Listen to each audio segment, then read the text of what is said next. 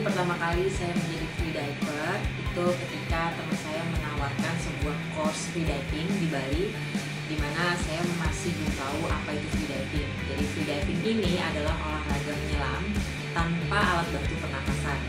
Dari situ saya mulai berpikir bahwa menyelam tidak memakai alat bantu pernapasan apa mungkin bisa dilakukan manusia. Tapi ternyata ada course-nya dan ada pelajarannya, dan ternyata manusia itu bisa memiliki kemampuan untuk menyelam di kedalaman sama menahan nafas panjang.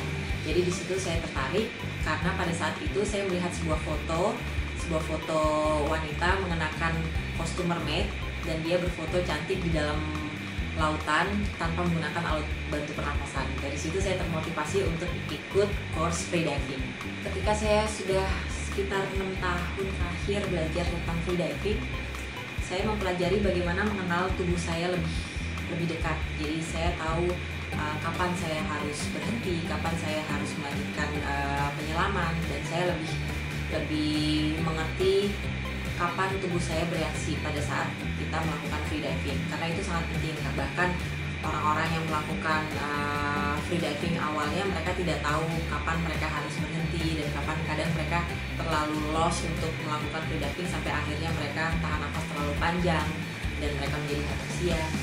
Dan di sini saya lebih mengenal tubuh saya, dan juga saya kalau di laut saya lebih dekat sama animal di laut, karena pada saat saya menyelam tanpa bantuan alat pernapasan, ikan-ikan atau binatang-binatang laut itu tidak menjauh pada saat saya berenang. Jadi justru mereka tidak terganggu dengan keberadaan saya, jadi saya merasa lebih dekat. Dan freediving juga membuat saya lebih tenang, karena olahraga ini seperti kita meditasi atau kita relaksasi, clearing mind. Jadi lifestyle juga jadi terbentuk, yang saya jadi lebih sehat, lebih memilih makanan yang membuat saya bisa menahan nafas lebih panjang atau membuat saya lebih fit. Jadi saya lebih teratur untuk memilih makanan yang saya makan. Jadi lifestyle saya pun berubah jadi lebih sehat. Jadi selama freedive itu saya juga ikut kompetisi menjadi seorang atlet freedive.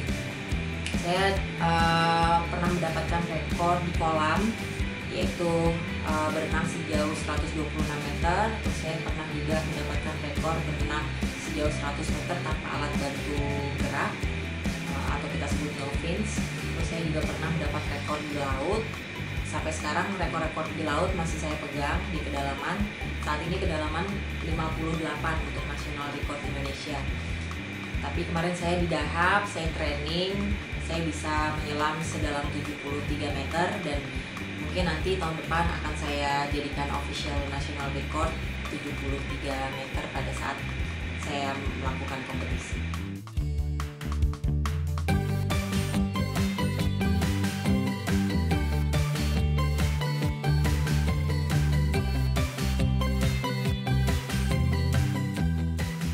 Pengalaman unik itu ketika saya mulai pertama kali freedive, saya kan lebih tertarik ke mermaid.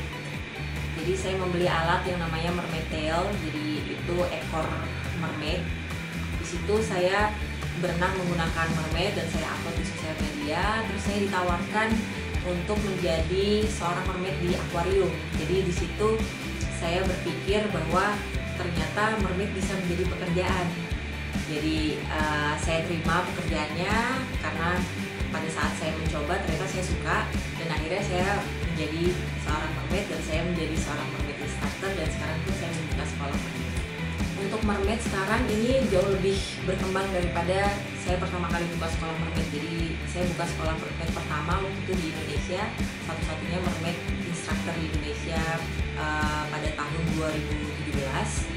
Dan pada saat itu memang belum terlalu dikenal, tapi banyak freediver karena saya buka juga sekolah freediving, banyak freediver wanita yang mereka penasaran bagaimana pelajaran atau apa sih yang dipelajari untuk menjadi seorang mermaid. Karena saya perform di salah satu akuarium di Jakarta, mereka pun bisa melihat bagaimana mermaid perform di dalam akuarium. Jadi mereka juga tertarik untuk menjadi seorang mermaid, dan kita belajar bagaimana caranya berenang seperti mermaid, terus bagaimana cara kita tetap rileks dan tetap tersenyum walaupun kita menahan nafas, terus bagaimana cara bergerak secara luas walaupun kita memakai baju-baju yang besar. Jadi semua itu kita pelajari di mermaid course. Nah sekarang pun lebih berkembang lagi, lebih banyak lagi sekolah-sekolah dan mermaid instructor yang ada di Indonesia, dan komunitasnya pun jadi lebih banyak lagi. Jadi nggak hanya mermaid wanita juga, kita juga ada mermaid pria juga yang kita sebut dengan merman. Untuk rencana ke depan, saya lebih fokus kepada dua hal, yaitu pertama lebih fokus kepada sekolah free dive.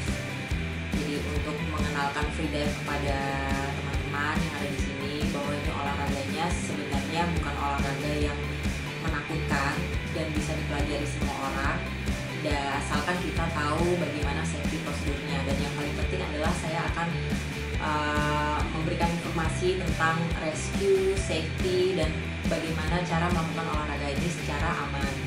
Kemudian hal yang kedua, saya mungkin akan lebih fokus juga ke kompetisi untuk memecahkan rekor di tahun depan.